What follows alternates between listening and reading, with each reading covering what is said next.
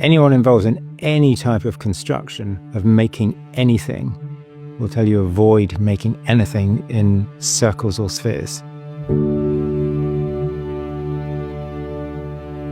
In 2008, I was trying to buy a present for my father's upcoming 80th birthday. I thought I would buy him something special, and I thought I'd buy a globe.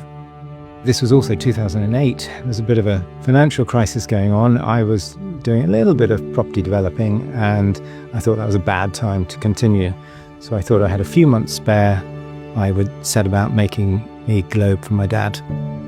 That process I thought would take about 3 or 4 months and cost a few £1,000s. It took about 2 years and cost between £150,000 and £200,000. Way before it got to that point, I had decided I was going to make a company out of it. We are a bespoke globe maker based in North London. We have a wonderful studio of 30 people who are making beautiful planetary and terrestrial globes, which we ship all around the world.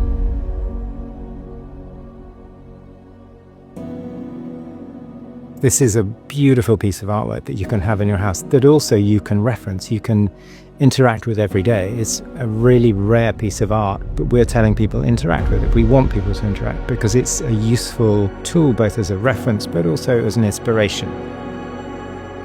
There's this famous expression that the astronauts have called the overview effect, which is the feeling of wanting to care for the globe when they see the planet.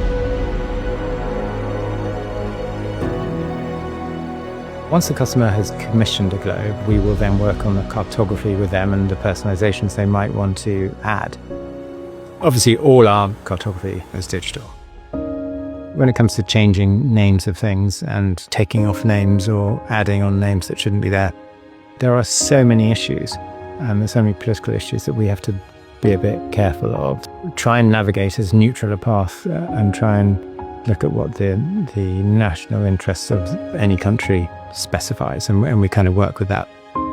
Then the cartography team will print the gauze. There'll either be between 12 and 24 gauze, depending on the size of globe.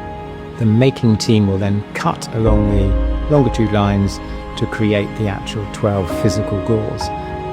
Then there's a process to and fro between the makers and the painters, painting certain elements off the globe, and then when finally all the gauze are on the sphere, they will paint all the detail in, all the contrast in between the land masses and the oceans to really bring out the detail.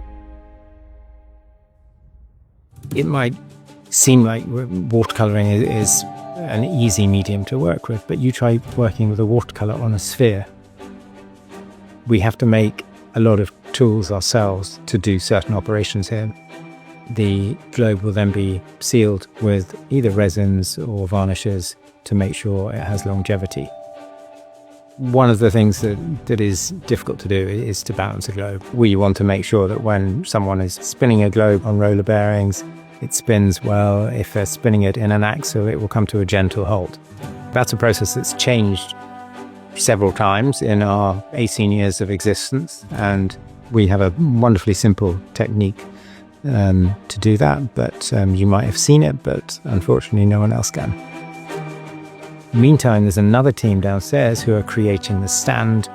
The stand might be made of metal or wood, and that's something that's a really technical process. It's a very unusual thing to kind of make a table with a massive hole in the middle. And then the two things come together at the end before the globe is shipped to the hopefully excited, very happy customer. Whenever we make a globe, particularly when we make the large globes, there might be 15 people in the studio who worked on that globe. So it's a lot of satisfaction when it's finished.